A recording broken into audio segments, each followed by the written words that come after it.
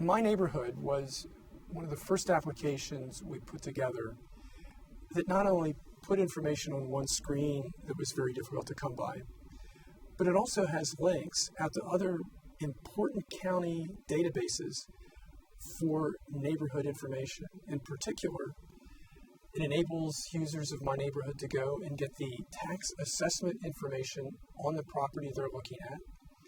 And it also enables them to go to the system LDSNet that has the information on any permits, development, and zoning changes going on in that neighborhood.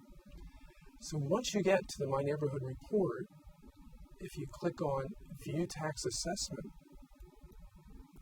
it will take you directly to the tax assessment information for the property you're looking at. In this case, it has the information on the government center.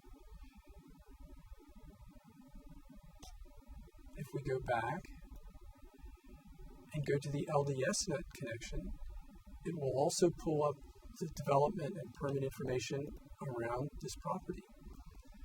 So as you can see, it tells us within a quarter-mile radius, there's a zoning application, but there are no subdivision and site plans, building permits, issued or processed.